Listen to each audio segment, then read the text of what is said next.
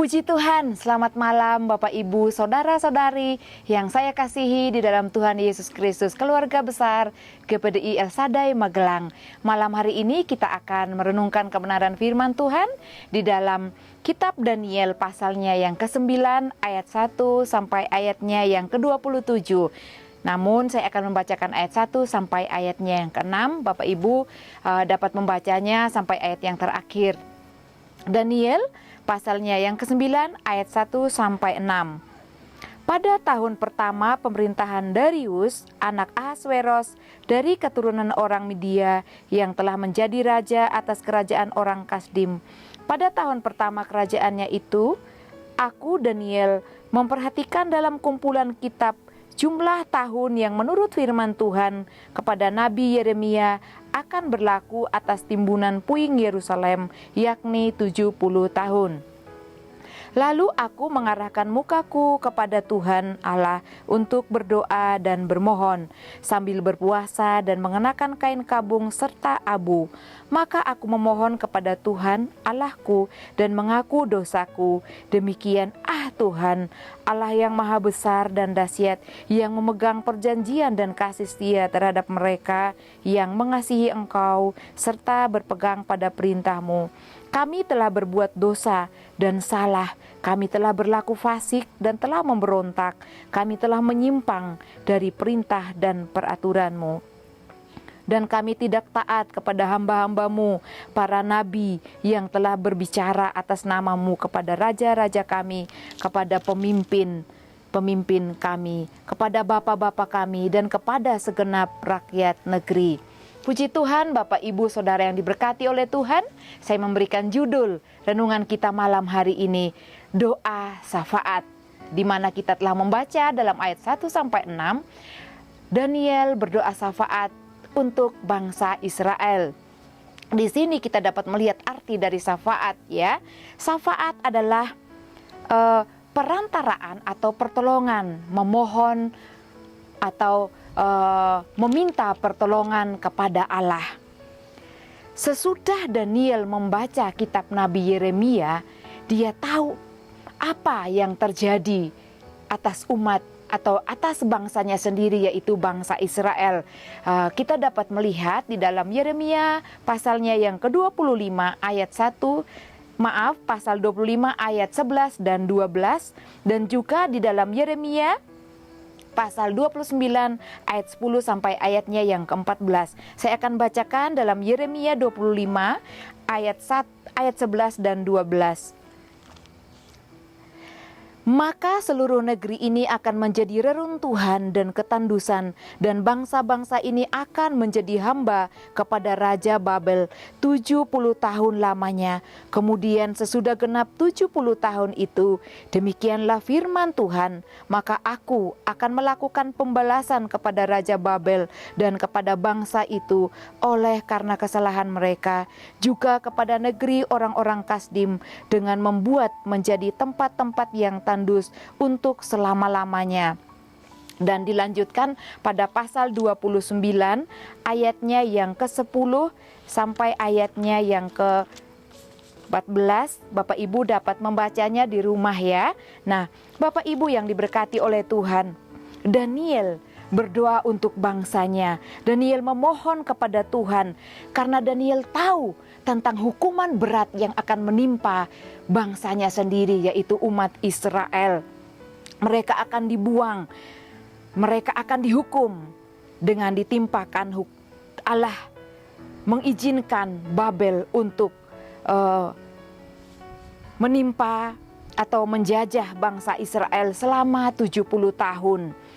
Bapak Ibu, ada dua hal yang dapat kita lihat dan yang terjadi atas bangsa Israel ketika Daniel mengetahui bahwa bangsanya akan dihukum selama 70 tahun dan Allah akan kembali memulihkan keadaan umatnya, membuat hati Daniel sedih dan membuat hati Daniel berserah kepada Tuhan. Ada dua hal yang dapat kita lihat, yaitu yang pertama, Babel akan dihukum karena kejahatan mereka yang mereka timpakan kepada Israel. Itu janji Tuhan. Yang kedua, orang Yahudi akan kembali ke Israel dan membangun kembali bait suci, ya, mengalami pemulihan dari Tuhan. Itu adalah janji Tuhan di dalam kitab Yeremia, pasalnya yang ke-29 dan pasalnya yang ke-25 tadi. Nah, Bapak Ibu, Daniel sangat menyadari betapa beratnya hukuman atas Israel saat itu. Dan ketika dia mengetahui firman Allah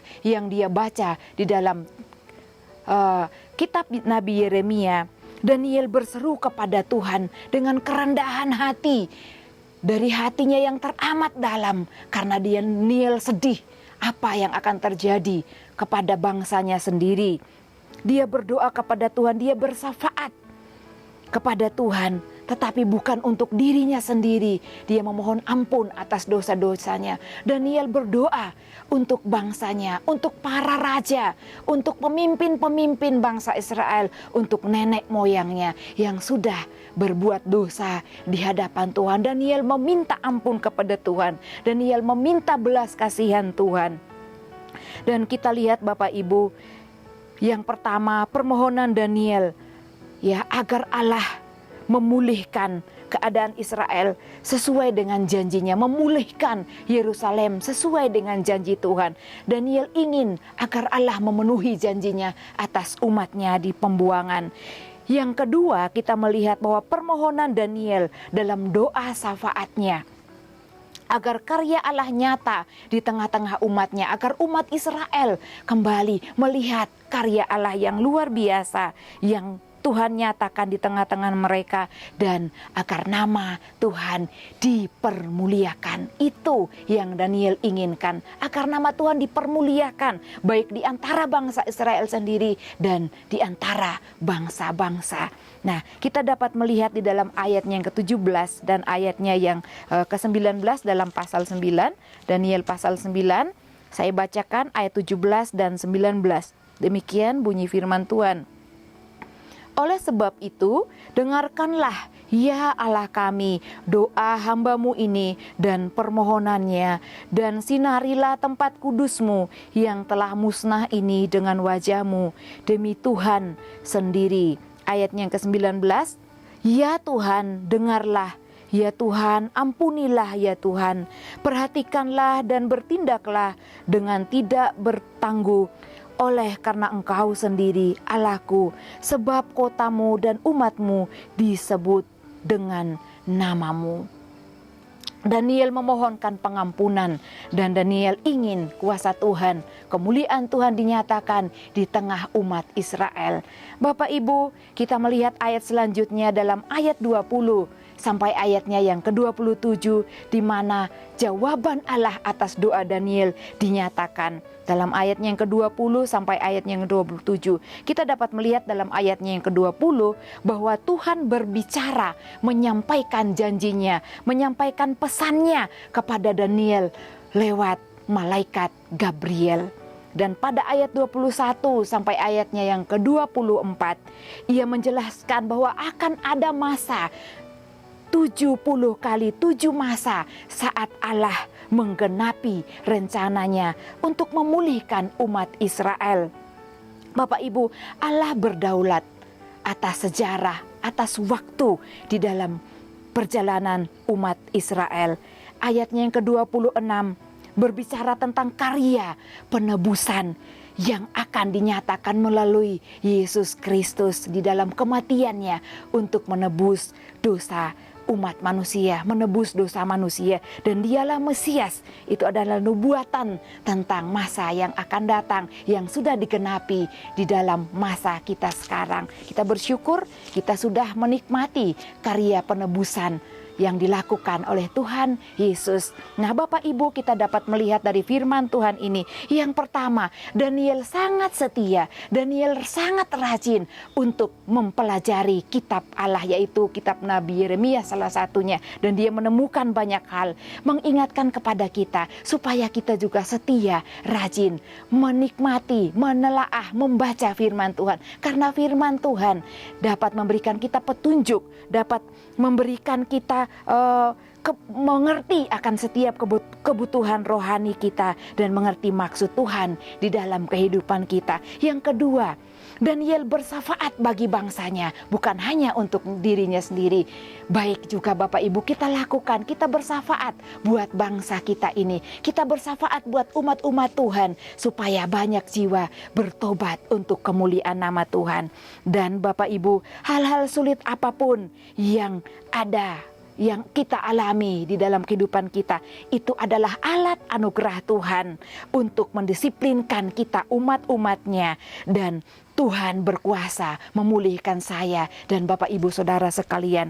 Mari Bapak Ibu, Allah berdaulat atas masa waktu kehidupan kita. Mari kita mau terus hidup di dalam iman dan pengharapan yang teguh di dalam Tuhan Yesus Kristus. Haleluya, Tuhan memberkati. Mari kita akan berdoa. Haleluya. Bapa yang baik, Bapa yang kami agungkan dan kami sembah di dalam nama Tuhan Yesus Kristus. Kami mengucap syukur buat kebenaran firman-Mu Tuhan. Kami mau belajar untuk menikmati, lebih lagi mencintai firman-Mu dan mempelajari firman-Mu, supaya kami tahu rencana Allah di dalam kehidupan kami. Dan kami Tuhan mau bersafaat buat bangsa kami ini, buat umat-umat Tuhan, anak-anak Tuhan, supaya kami hidup bersama-sama di dalam pertobatan dan menikmati kasih Allah. Terima kasih, kami mengucap syukur bahwa Engkau tahu masa hidup kami dan Engkau akan menyatakan yang terbaik bagi setiap kami. Berkati seluruh umat-Mu Tuhan yang sudah menikmati kebenaran firman-Mu ini. Di dalam nama Tuhan Yesus Kristus kami berdoa. Haleluya. Amin.